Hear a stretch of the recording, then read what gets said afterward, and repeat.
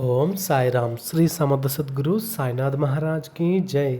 సాయి భక్తులందరూ కూడా ఎలా ఉన్నారండి? మీరందరూ కూడా ఆయుర ఆరోగ్యాలు అష్టైశ్వర్యాలతో తొలతూగుతూ ఉండాలని ఆ సాయినాథుని మనస్ఫూర్తిగా కోరుకుంటూ ఈరోజు వీడియోలోకైతే వెళ్ళిపోదామండి. మరి ఈరోజు బాబా గారు ఎలాంటి సందేశాన్ని మనకు అందిస్తున్నారు అంటే ఒక్కసారి మన బాబా గారి మాటల్లోనే విందామండి. తల్లి, చూసిన మరో నిమిషమే ఇక్కడ ఉన్నటువంటి తమలపాకు మీద ఉన్నటువంటి శ్రీరాముని తాకి చూడమ్మా. వచ్చే సోమవారం రోజు నువ్వు ఊహించని మహా అద్భుతం అనేది నీ కంట పడబోతుంది. మరి జాగ్రత్తగా నేను చెప్పేది విను తల్లి. నీ జీవితంలో ఎంతో ఆనందంగా మారబోతుంది. మరి వచ్చే సోమవారం రోజు మహా అద్భుతమైతే నీ కంట పడబోతుంది. జాగ్రత్తగా ఈ సందేశాన్ని అయితే పూర్తిగా విని నీ మనసుకు నచ్చిన వాళ్ళందరికీ కూడా ఈ వీడియోనైతే షేర్ చేయి. మరి 1000 రెట్లు ఆ భగవంతుడు నీకు శుభాలు కలుగజేస్తాడు తల్లి. నువ్వు ఎంతో అదృష్టవంతురాలివి. ఇలా అన్నందుకు నీ మనసులో నేను అదృష్టవంతురాలని ఏంటి బాబా, నా పరిస్థితి చూసి నీకు హేళనగా ఉందా అని అనుకుంటూ ఉన్నావు కదూ. మరి నేను నిజంగా చెప్తున్నాను బిడ్డ, నువ్వు ఎంతో అదృష్టవంతురాలివి. మరి బాబా నాకే ఎందుకు ఎన్ని కర్మలు చుట్టుకుంటున్నాయి అని చెప్పి నువ్వు బాధపడుతూ ఉన్నావు కదూ. ఎందుకని అలా అనుకుంటావు తల్లి? నువ్వు నిజంగా అదృష్టవంతురాలివే కాబట్టే కదా నీ భర్త వల్ల ఎన్నో ఇబ్బందులు పడినా కూడా అవతలి వ్యక్తి అతని యొక్క ఆప్యాయతానురాగాలు పొందలేకపోయినా కూడా నువ్వు అదృష్టవంతురాలు ఎందుకు అనుకుంటున్నావు అంటే కేవలం నీ బిడ్డల వల్ల, బంగారం లాంటి నీ బిడ్డలు కాబట్టి వారు ఎంతో గొప్పవారు అవుతున్నారు. వారి వల్ల నువ్వు ఇంత అదృష్టవంతురాలివి అయ్యావు. మరి వారికి జన్మ ఇవ్వడమే నీ యొక్క అదృష్టం. ఎందుకు అంటే ఇక భవిష్యత్తులో కూడా వారు నిన్ను చూసుకునే విధానం ఎంత గొప్పగా ఉంటుంది అంటే నీ జీవితంలో నువ్వు పడినటువంటి కష్టాలన్నీ కూడా సుఖ అన్నీ మర్చిపోతావు తల్లి. నీ బిడ్డలు ఆ యొక్క కష్టాలన్నీ కూడా తీర్చడానికి ఒక కారణం అయితే అవుతారు తల్లి. నీ బిడ్డలు నీ ఊహకు అందని విధంగా వారు గొప్ప స్థాయిలో ఉండబోతున్నారు. మరి అందువల్లనే నువ్వు అదృష్టవంతురాలు అని చెప్పాను తల్లి. అందువల్ల నీకు ఏ విషయంలోనూ లోటు లేకుండా చూసుకుంటారు. మరి వారికి మంచి బుద్ధులు నేర్పించావు. పెద్దవారిని గౌరవించాలని కూడా నేర్పించావు. ఇంతకంటే నువ్వు చాలా గుణవంతురాలు కాబట్టి నువ్వు నీ పిల్లలకు కూడా ఎంతో గౌరవంగా బతకాలని చెప్పేసని నువ్వు విద్యాబుద్ధులు నేర్పించావు. మరి ఎంతో బుద్ధిమంతుల్లా పెంచుతున్నావు. ప్రయోజకులను కూడా చేస్తున్నావు. మరి వారు ఇంకా విజయాల్ని సాధిస్తూ ఎంతో ఉన్నత స్థానానికి చేరుకుని నీకు పరమానందాన్ని కలిగిస్తారు. నీ బిడ్డలకు తెలుసు నువ్వు ఎంత కష్టపడుతున్నావో అని. మా అమ్మ మా కోసం ఎన్నో బాధలు భరిస్తూ మమ్మల్ని పెంచి పెద్ద చేస్తుందని నీ కష్టం అంతా కూడా వాళ్లకు తెలుసు. మరి నీ కన్నీళ్లు దిగమింగుకొని ఎన్నో బాధలు సహించి వారి కోసమే బతుకుతున్నావని వాళ్ళకు కూడా తెలుసు బిడ్డ. మరి నువ్వు ఎంతో అదృష్టవంతురాలవని నేను చెప్తున్నాను కదా తల్లి. పెరిగిన తర్వాత వారు మంచి స్థాయిలో అయితే ఉంటారు. ఇప్పుడు నువ్వు ఈ కష్టాన్ని అనుభవిస్తున్నాననే మంచి విద్యాబుద్ధులు నీ బిడ్డలకు నేర్పిస్తూనే ఉన్నావు. మరి ఈరోజు నీ పిల్లలు నీ చేతికి అంది వస్తారు. మరి ఈ విధంగా ఎదుగుతున్నారు కాబట్టి తల్లికి ఎన్ని ఇబ్బందులు పడినా సరే, ఎన్ని అవమానాలు పొందిందో అవన్నీ కూడా వారు చూశారు కాబట్టే నీకు గౌరవ మర్యాదలు అనేవి కల్పిస్తారు. మరి వారి వల్ల నీకు నలుగురిలోనూ కూడా గౌరవం అనేది దక్కుతుంది. నీ బిడ్డలాంటి బిడ్డలు ఉండాలని అందరూ కూడా కోరుకుంటారు. నిజమే కదా మరి తల్లి. మా పిల్లలు ఎంత బుద్ధిమంతులుగా ఉన్నారని నువ్వే పొంగిపోతావు. అందరూ అనడం వల్ల నీ మనసుకు కూడా కుదుట పడుతుంది తల్లి. ఎంతో ప్రశాంతత నీకు కలుగుతుంది. ఇక నుండి ఆనందంగా జీవించు. మరి నీ పిల్లలను చూసుకుని గర్వపడు తల్లి. మరి నీకు సంతోషకరమైనటువంటి వార్త ఈ సోమవారం రోజున నీకు చేరబోతుంది. మరి పరమశివునికి ఎంతో ప్రీతికరమైనటువంటి ఆ యొక్క కార్తీక దామోదరుడికి ఎంతో ప్రీతికరమైనటువంటి సోమవారం రోజునే నువ్వు నీ యొక్క అదృష్టాన్ని అయితే నువ్వు వినగలుగుతున్నావు తల్లి. మరి నీకు ఎలాంటి ఒడిదుడుకులు లేకుండా నీకు గొప్పదైనటువంటి అదృష్టాన్ని అయితే పొందగలుగుతున్నావు.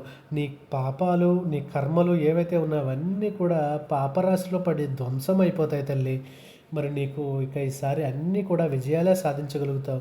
మరి నువ్వు ఏమి కోరుకున్నావో అవన్నీ కూడా నీకు సిద్ధిస్తాయి తల్లి. మరి ఈరోజు ప్రత్యేకంగా ఉండబోతుంది. మరి జీవితంలో ఎన్నో అగాధాలు, ఎన్నో అవమానాలు, ఎన్నెన్నో కష్టాలు కూడా పడుతూ ఉన్నావు కదా తల్లి. మరి నీకు ఈ రోజు నుంచి అంటే వచ్చే సోమవారం రోజు నుంచి అన్నీ కూడా శుభమైనటువంటి సంఘటనలే జరుగుతాయి. మరి నీకు ఆ శ్రీరాముని రక్ష ఎప్పుడు కూడా తోడుగా ఉంటుంది. అలాగే ఆ శివభగవానుడి యొక్క అనుగ్రహం కూడా నీకు పూర్తిగా ఉంటుంది. మరి నువ్వు నీకు వచ్చి అన్నీ కూడా మంచి రోజులే తల్లి. చెడు రోజులన్నీ కూడా నీ జీవితం నుంచి దూరంగా వెళ్ళిపోతాయి. మరి నువ్వు పడిన ఇబ్బందులన్నీ కూడా ఇక చాలు తల్లి. ఇకపై నువ్వు ఏది పట్టుకున్నా సరే అది బంగారమే అవుతుంది. నువ్వు ఏ పని తలపెట్టినా సరే అందులో నీకు లాభాలే వస్తాయి. నీకు చుట్టూ కూడా శుభకరమైనటువంటి రక్షణ కవచం, ఆ యొక్క శ్రీరాముని రక్షణ కవచం అయితే ఏర్పాటు చేస్తారు. మరి కనుక నువ్వు చేపట్టినటువంటి ఏ పనైనా సరే విశేషమైనటువంటి విజయాన్ని సాధించి నిన్ను, నీ కుటుంబాన్ని ఎంతో సంతోషంగా ఉంచేలా చేస్తుంది. మరి ధనం వచ్చిందని గర్వం రప్పించుకోకుండా అందరితో కూడా మంచిగా కలిసిమెలిసి జీవించడం, అలాగే సంతోషంగా ఉండడం, ఇవన్నీ చూడు తల్లి. మరి నీకు నా ఆశీస్సులు ఎప్పటికీ ఉంటాయి. ఎన్నో సంవత్సరాల నుంచి నీకు తీరని కోరిక ఏదైతే ఉందో అది అతి త్వరలోనే నెరవేరబోతుంది తల్లి. నువ్వు ఇంకా నాకు ఆ కోరిక నెరవేరలేదని ఎంతో బాధపడుతూ ఉన్నావు. ఎన్నో కన్నీళ్ళు పెట్టుకుంటూ ఉన్నావు. నా దగ్గర ఎన్నోసార్లు మొరపెట్టుకునే ఉన్నావు.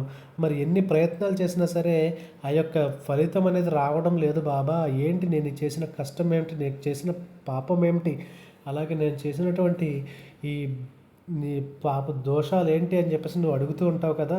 మరి ఇవన్నీ కూడా నేను వింటూనే ఉన్నాను తల్లి. మరి నీకు ఎప్పుడు కూడా నీ యొక్క సాయి నీకు రక్షణగా ఉన్నాడు.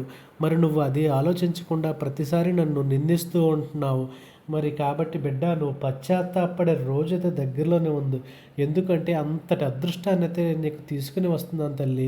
మరి నీకు ఈ యొక్క శ్రీరాముని రూపంలో నీకు అదృష్టమైన తీసుకుని వస్తున్నాను తల్లి.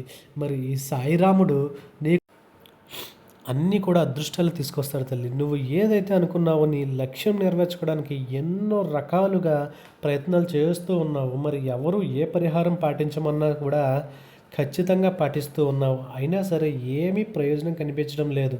అందువల్ల నువ్వు మానసికంగా చాలా ఆవేదననైతే అనుభవిస్తూ ఉన్నావు తల్లి. మరి ప్రతి మనిషికి కూడా అవసరమైనటువంటి సొంత ఇంటికలు అయితే నీది కూడా స్వగృహం కట్టుకోవాలని, అలాగే అందులో ప్రశాంతంగా జీవించాలని, అప్పుల బాధలు అన్నీ కూడా తొలగిపోవాలని నీ కోరిక. మరి నీ కుటుంబం అంతా కూడా ప్రశాంతంగా జీవించాలని, అందరితోనూ కూడా గొడవలు లేకుండా సంతోషంగా ఉండాలని ఆశపడుతున్నావు కదా తల్లి. మరి నీ భార్య పిల్లలు నిన్ను అర్థం చేసుకోవటం లేదని ఎంతో మదనపడుతున్నావు. అలాగే నీ భర్త నిన్ను అర్థం చేసుకోవాలని ఎంతో మదనపడుతున్నావు కదా. మరి ఎన్నో రకాల ప్రయత్నాలు చేస్తూనే ఉన్నావు, కానీ ఎప్పటి వరకు కూడా ఒక్క అడుగు కూడా ముందుకు పడలేదు. మరి అయితే ఈ యొక్క చిన్న పరిహారం ఒకటి చెబుతాను తల్లి. నీ సొంత ఇంటికల అనేది నువ్వు చేయవలసిన చిన్న పరిహారం ఏదైనా ఉందంటే అది జాగ్రత్తగా ఈరోజు ఈ వచ్చే సోమవారం అనగా కార్తీక సోమవారం ఈ రోజున నువ్వు తప్పకుండా మరి శివునికి కానీ అలాగే నీ ఆ యొక్క శివ పరివారానికి అడి నువ్వు చిన్న పరిహారాన్ని అయితే చేసుకునగలుగుతున్నావంటే మరి తల్లి ఆ రోజు నీ అదృష్టమే అదృష్టం తల్లి. మరి ఆ రోజు నువ్వు ఏం చేస్తావంటే పొద్దున్నే తలంటు స్నానం చేసి అలాగే మరి 5 దీపాలైతే నువ్వు ఉత్తర ద్వారముగా అంటే ఉత్తర ముఖంగా కూడా 5 దీపాలను వెలిగించు తల్లి.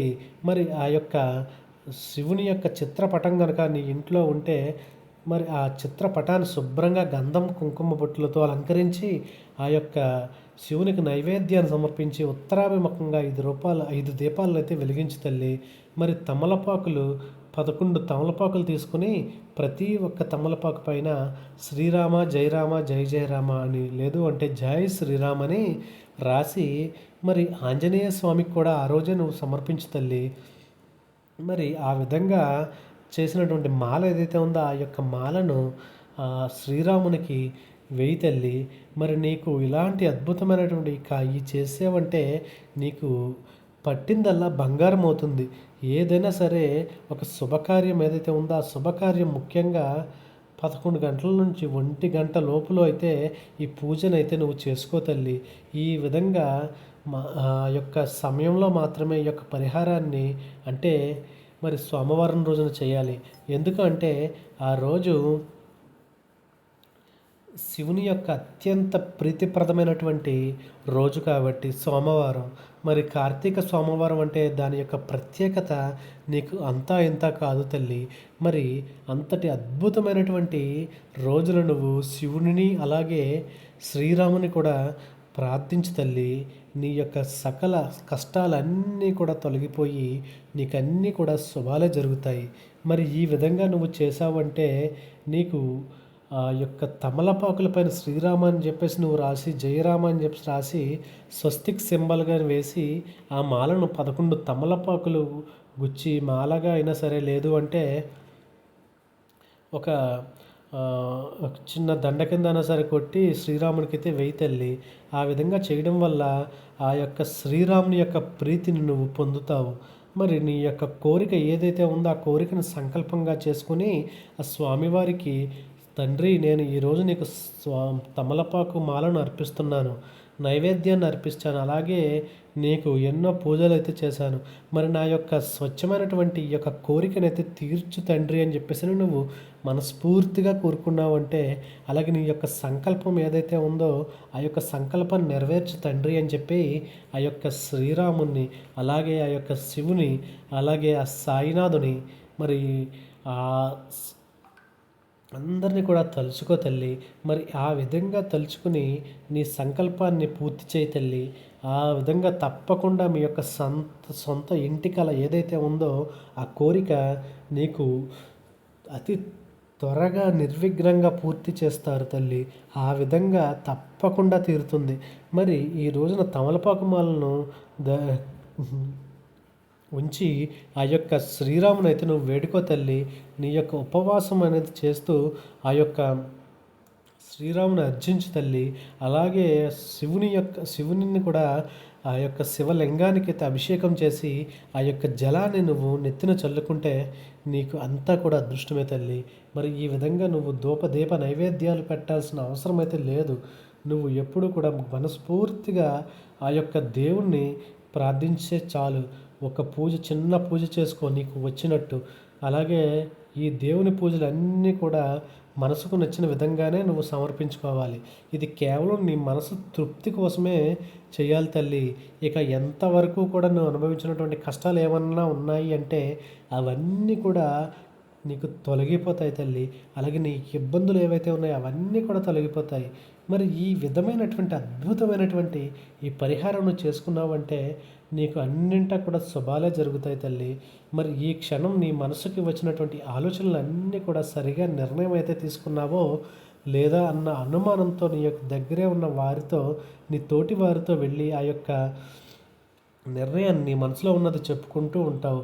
మరి అలా చెప్పుకుంటుంటే వారు మంచి సలహా ఇస్తారని అనుకుంటున్నావు. కానీ అందరూ కూడా అలా ఉండరు కదా తల్లి.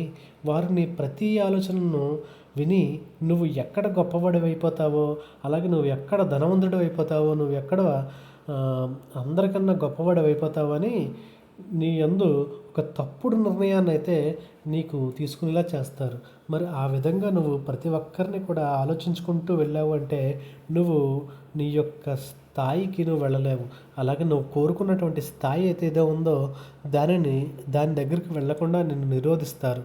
కాబట్టి నువ్వు ఇది ఎప్పుడు కూడా దానిని ఆలోచించుకు పూర్తిగా పెడచెవిని వాళ్ళ యొక్క నువ్వు వారికి చెప్పకుండా నీకు నువ్వు స్వతహాగా తెలుసుకో తల్లి. నువ్వు ఎలాంటి స్థాయికి వెళతావు అంటే వారందరూ కూడా ముక్కు మీద వేలేసుకునేటువంటి గొప్ప స్థాయికి అయితే నువ్వు వెళ్తావు తల్లి. కాబట్టి నిన్ను ఎలాగైనా సరే ఆపాలని చెప్పేసి ఎవరైతే ఉన్నారో వాళ్లకు ఎట్టి పరిస్థితుల్లోనూ నువ్వు ఏదైతే అనుకున్నావో అది మాత్రం వాళ్ళకు చెప్పవద్దు తల్లి. నువ్వు ఎప్పుడైనా చెప్పావు అంటే నీ యొక్క పతనాన్ని నువ్వే తెచ్చుకున్నట్టు అవుతావు. అలాగే కూడా ఎప్పుడూ కూడా కొత్త కొత్త ప్రయత్నాలు చేస్తూ ఉంటావు కదా నువ్వు. మరి అవన్నీ కూడా నీ లక్ష్యాన్ని దూసుకు వెళ్ళడానికి ఇవి ఎంతో తార్కాణం అవుతాయి. మరి అలాంటి విషయాలన్నీ కూడా నువ్వు పరులతో పంచుకుని నీ యొక్క జీవితాన్ని దుర్భర పరిస్థితికి నువ్వే చేజేర్చుకుంటున్నావు తల్లి. కాబట్టి నువ్వు ఎప్పుడు కూడా నీ లక్ష్యాల వైపే ప్రయాణం చెయ్యి.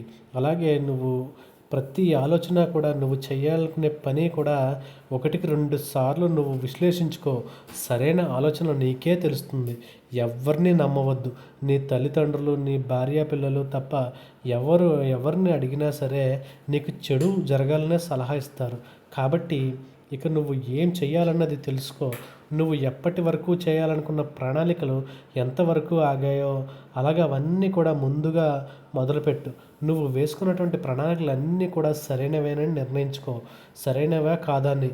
మరి వాటిలో నువ్వు ఏదైతే చేయగలవో నీకు శక్తి ఎంత ఉందో అంత మాత్రమే ఎంచుకుని దానిని యొక్క సాధనకు నువ్వు గట్టిగా ప్రయత్నం చెయ్యి. అప్పుడు నీకు విజయం అనేది దొరుకుతుంది తల్లి. నువ్వు నీ కుటుంబంతో ఆయురారోగ్యాలతో ఎప్పుడు కూడా సంతోషంగా జీవించేలా, మనశ్శాంతిగా ఉండేలాగా ఆశీస్సులు ఎప్పటికీ నీకు నేను అందిస్తూ ఉంటాను తల్లి. మరి నీకు నా మీద ఉన్నటువంటి ప్రేమ ఎంత గొప్పదో అంటే నీవు నన్ను ఎల్లవేళలా నీ బిడ్డలాగే చూసుకుంటావు బాబా, బాబా సాయి బాబా అంటూ ఉంటావు కదా, నన్ను ఎప్పుడు కూడా వేడుకుంటూ ఉంటావు. మరి నీ బిడ్డకు ఎలాగైతే కడుపు నింపుతానో అదేవిధంగా నన్ను చూసుకుంటావు కదా. మరి తండ్రి స్థానంలో ఉంచావు మరి నన్ను.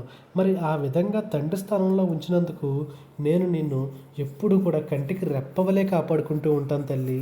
మరి ఈరోజు మరి నీకు శ్రీరాముడు ఎంతో ప్రీతికరమైనటువంటి ఆ యొక్క స్వామివారికి, ఆంజనేయ స్వామివారికి ప్రీతికరమైనటువంటి తమలపాకుని తాకావు కాబట్టి ఈరోజు నీకు అంతా కూడా శుభమే జరుగుతుంది. అంతేకాదు రాబోయే రోజులు కూడా ఎంత చక్కగా ఉంటాయో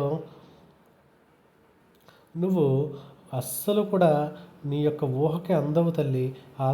ఆ విధంగా నీకు ఉంటాయి తల్లి. ఆ విధంగా మరి నువ్వు ఈరోజు నేను చెప్పినట్లుగా చెయ్యి. నీ జీవితం ఇక మారకపోతే మరి అడుగు తల్లి. మరి నువ్వు అనుకున్నవన్నీ కూడా సాధిస్తావని చెప్పి ఈరోజు బాబాగారు ఒక చక్కటి సందేశాన్ని అయితే తీసుకుని వచ్చారండి. మరి ఈ సందేశం నచ్చిన వాళ్ళందరూ కూడా శ్రద్ధ సబూరి అని కామెంట్ అయితే చేయండి. అలాగే లైక్ చేయండి. ఇంకా ఎవరైనా కొత్తగా మన ఛానల్ని చూస్తున్నారంటే దయచేసి సబ్స్క్రైబ్ అయితే చేసుకుని మీ యొక్క సపోర్ట్ని, వాల్యుబుల్ సపోర్ట్ని అయితే మాకు అందించండి. అలాగే మీ ఫ్రెండ్స్ అండ్ ఫ్యామిలీ అందరికీ కూడా ఈ వీడియోని షేర్ చేయండి. మరి రేపటి రోజున మరి ఒక అద్భుతమైనటువంటి సందేశంతో మీ ముందుకైతే వస్తాను. అప్పటి వరకు సర్వేజన సుఖినో భవంతు. ఓం Sairam. Thank you for watching.